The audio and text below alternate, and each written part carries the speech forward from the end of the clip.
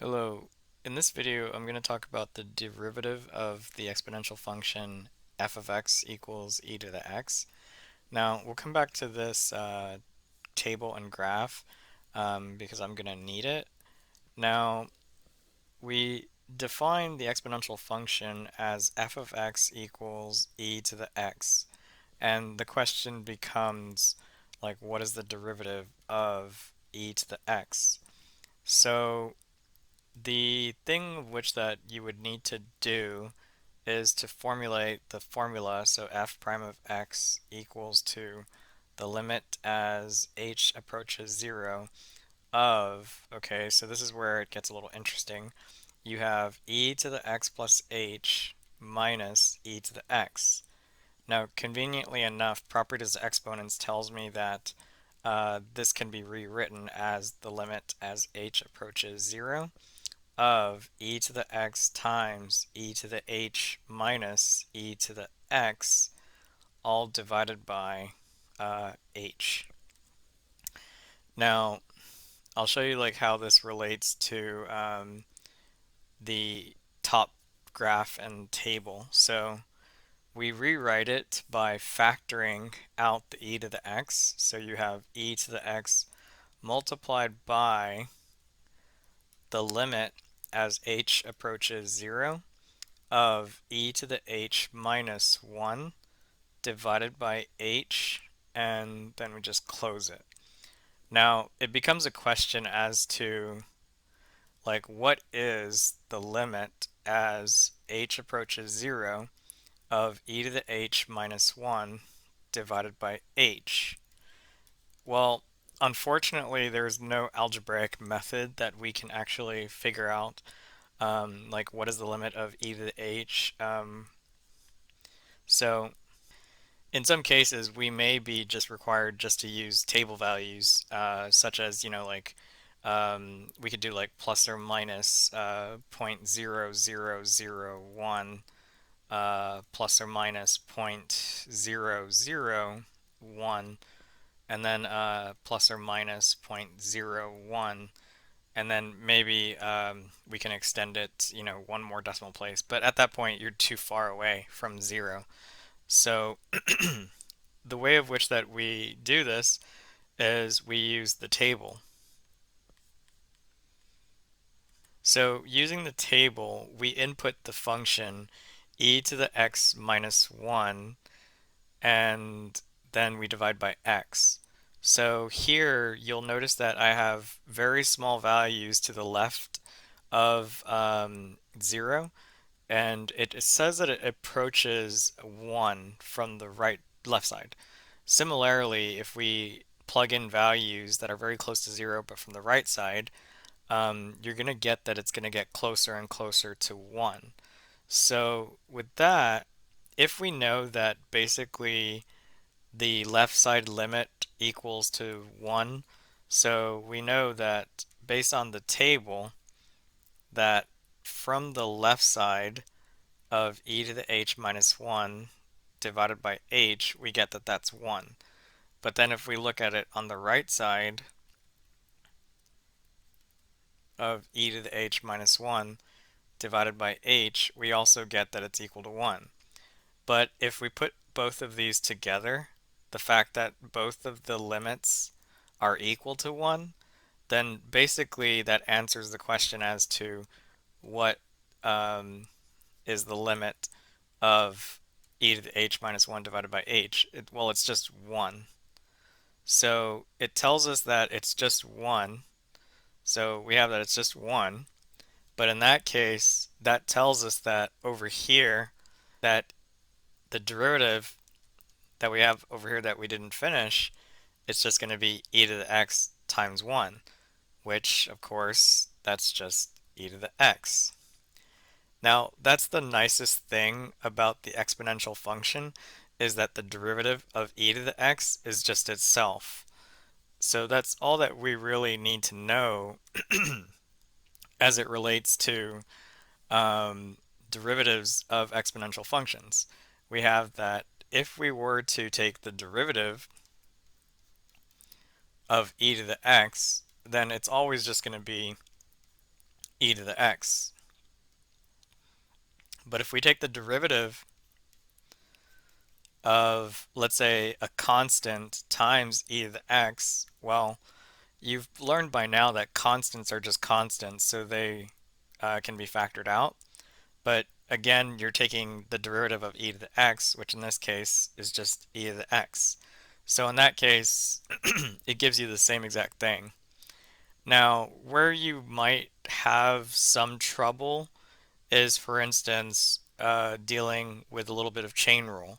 So for instance, if you're taking the derivative of e to the u, well, chain rule states that basically that's just going to be e to the u, but then multiplied by du dx.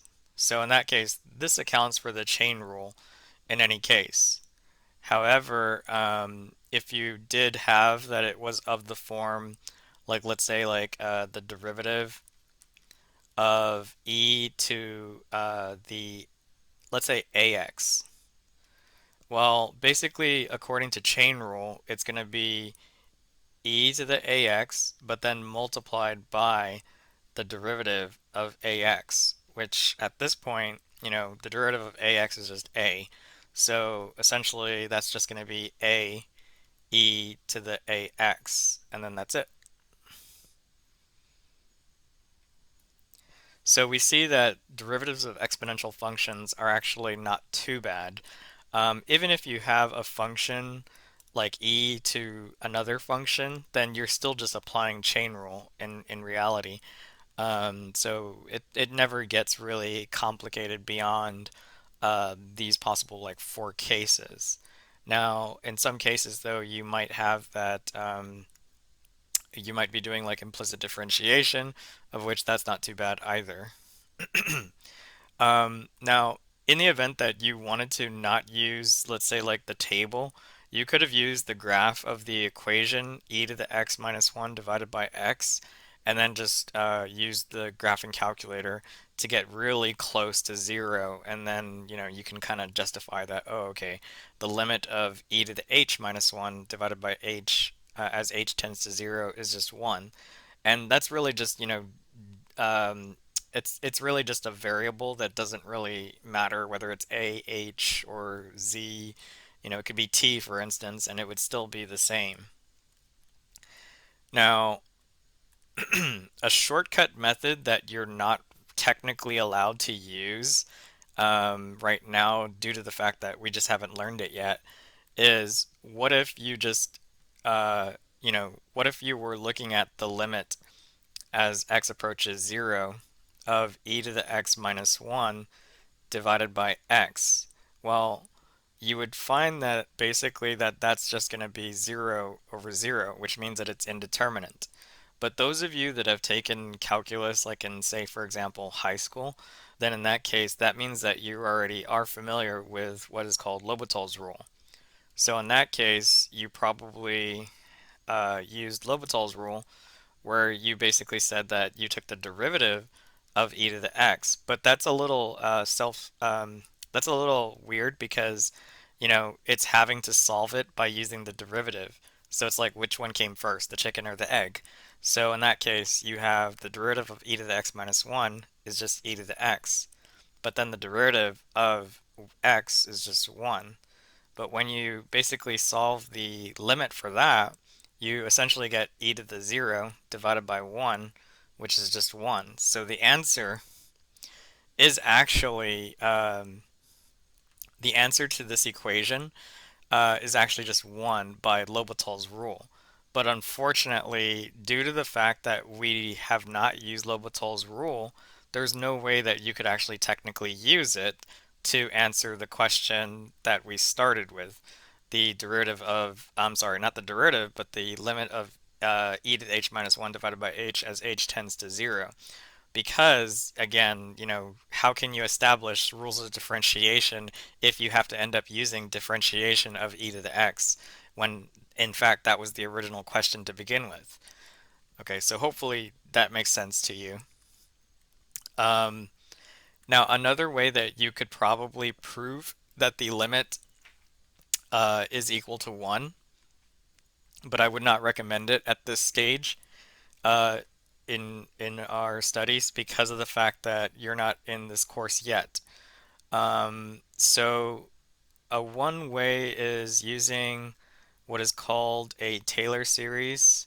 So you could say that if you have a series of from 0 to infinity of x to the n divided by n factorial, and this is equal to e to the x, basically we can figure out like, what is the expansion of e to the x using this formula. So basically that would just give you 1, and then the next one would be plus x. Then the next one, well, I should probably say that 0 factorial is 1, and then 1 factorial is also 1, so that's why I didn't write it. Plus x squared divided by 2 factorial. I mean, I can write it, so like 1 factorial, but I'm not going to write the 0 factorial because it's just 1. Then we have plus x cubed divided by 3 factorial. Now, these higher order terms, you can tell that that's just going to keep going and going and going. So basically, this is like a polynomial representation of e to the x. The higher that you take it, the more accurate that it'll fit within e to the x. Now, this part is actually kind of cool because basically we're saying that you're going to take e to the x minus 1 equals 2.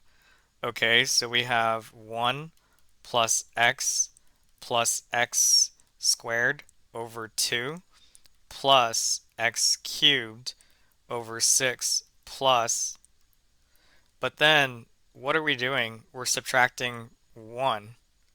So we subtract 1, but then what happens with the two ones? They cancel out. So we have those cancel out. But now you have that basically the expression is actually just e to the x minus 1 divided by x. But if you're going to divide by x, then that means that x divided by x is just 1.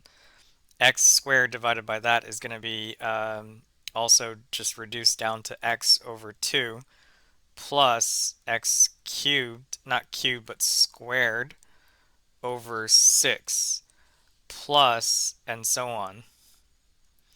Now, we could probably go through the trouble of creating a kind of like a formula, say for example, but it probably wouldn't be useful, to be honest, to come up with a formula for the representation of e to the x minus 1 divided by x, simply because there's no point in doing it, to be honest. Okay, now notice that basically once you take the limit on both sides, so like you take the limit as x approaches 0 of 1 plus x over 2 plus x squared over 6 plus, and so on. Basically, if x is going to 0, then these higher order terms will just go to 1, sorry. So yeah, you have all that goes to 0 and then just leaving you with just 1.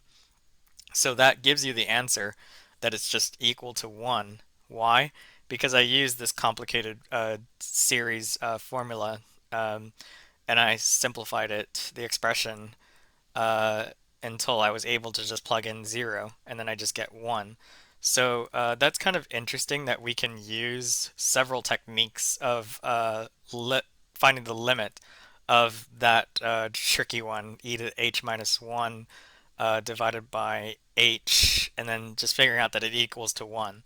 So, either case, you never really do the derivation uh, again. You never really need to do this again because once it's been established that the derivative of e to the x is just e to the x, then there's never any other reason to ever do it again in terms of like, just differentiating from scratch using the formal definition. So with that, let's say that you wanted to take the derivative of, let's say like x to the ex. Well, basically to take the derivative of this, you're going to have to use product rule. So you take the derivative of x multiplied by e to the x plus x times the derivative of e to the x. Now, what this gives you is just 1 times e to the x plus x times e to the x. Why? Because the derivative of e to the x is just e to the x. So, you could actually rewrite this if you want, like x plus 1 times e to the x, and then that's it, done. Now, if you wanted to, we could probably, extend the power. Like for example, like what if we did the derivative of x squared e to the x? Then in this case, the derivative of that would be similarly, you would get 2x times e to the x plus, well, x squared e to the x. Now in this case, notice that essentially you have that there's more of a common factor by x e to the x. So essentially you could just factor out x e to the x, and then you have that that's going to be, let me see, x plus 2. Yeah, so it's going to be x plus 2, and then that's that. Okay, so that we have the derivative of x squared e to the x. Now, in the event that you had a very complex, not too complex, but let's say that, you had the derivative of 7x e to the x squared. Okay, well, basically you have that the constant of 7 just remains constant. So that means that it can be a factor. So that means that you have 7 um, times the derivative of x multiplied by e to the x squared plus, okay, so that's going to be 7x times the derivative of e to the x squared. Now, of course, at this point, you know that that's going to be just 7 times 1 times e to the x squared plus 7x times, well, based on the differentiation of e, it's going to be itself, so it's e to the x squared multiplied by the derivative, don't forget the chain, x squared. So in that case, you have a little more to do. Okay, just hold on.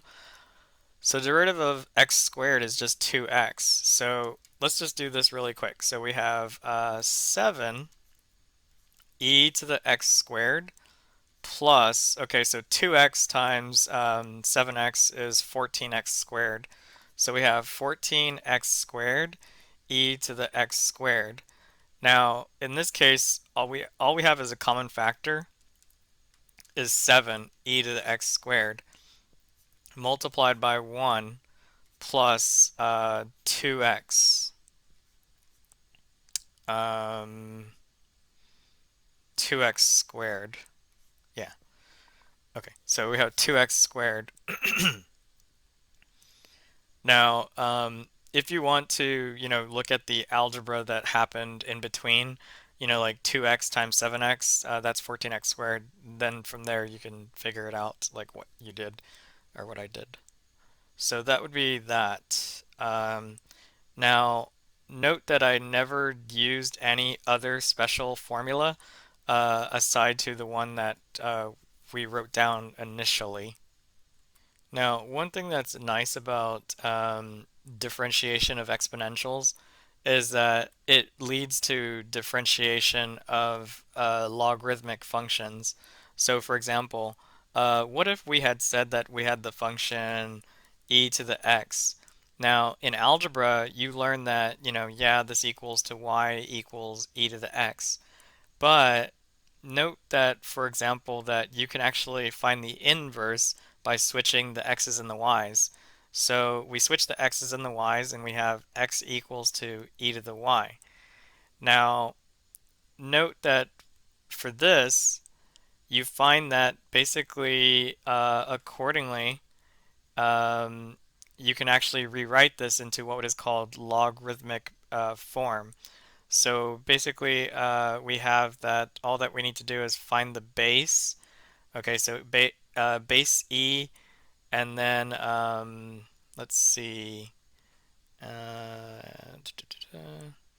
Right, so the format of this would be y equals to log base e of x, but log e is the same thing as ln, so that's natural log of x. Okay, so and if you want to go backwards, or like let's say that you're still not following, basically you have that this right here is the base, and this right here is the exponent. So see like how the base goes here and what it's equal to, that's what it's going to be right next to it. One way that some people do it, and it really just depends on preference, is that people will like draw like a little line that says, first you have the base, then you have that's what's going to be right next to it, and then you have that's what it's going to be equal to, or something like that. So in any case, this gives us that the inverse of the function is y equals ln of x. Now, my whole point to this is that I end up with that the inverse of the function e to the x is just natural log of x. But then it becomes a question as to, okay, so what is the derivative of the inverse function, natural log of x? So one way that you could probably do this is that you can actually just rewrite it. So you have y equals to, hang on, you have y equals ln of x, but if you take the e on both sides, or just rewrite it, because, remember that you have the base, so the base is e, the exponent is the y, so e to the y, and it equals to x. So that's how it's kind of like circular. Like you have the base raised to the power, and then you have that's what it's going to be equal to, is the x. So e to the y equals to x. Now, check this out. If you were to differentiate on both sides, well, basically you would have that the derivative of this is going to be e to the y multiplied by the derivative of y with respect to x equals to the derivative of x is just 1.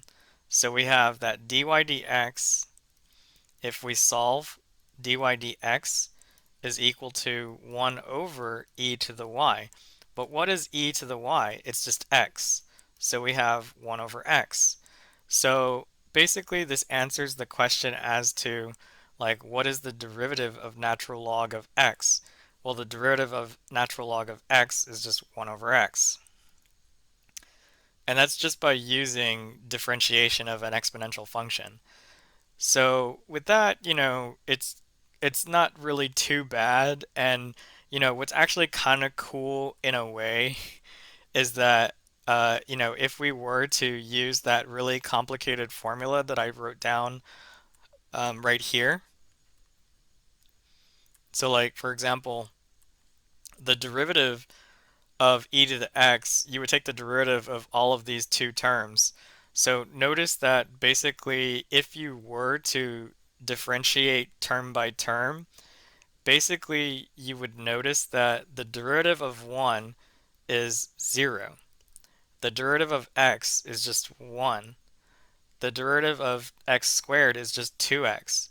But 2x divided by 2 factorial is actually just going to be x, plus the derivative of x cubed is 3x squared, but 3 divided by 3 factorial is just 2. So in that case, we have x squared divided by 2. And we can write 2 factorial. And over here, we can write 1 factorial. But then, once you start repeating that process term by term, eventually you're going to notice that basically that this is basically just the summation of n equals 0 to infinity of x to the n divided by n factorial. However, what does that tell you?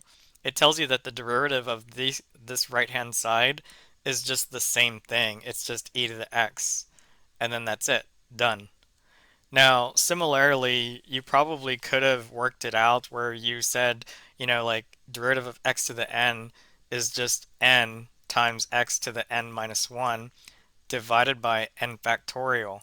But this equals to x to the n minus 1 divided by n minus 1 factorial, n minus 1 factorial, n minus 1 factorial. So with that, basically it's just bookkeeping at that point. You're starting at 1 instead, but you can just re-index it and get the exact same thing of e to the x. Because even if you are starting at 1 now, you're getting the same exact thing. So, this equation after I differentiated n equals 0 to infinity of x to the n divided by n factorial.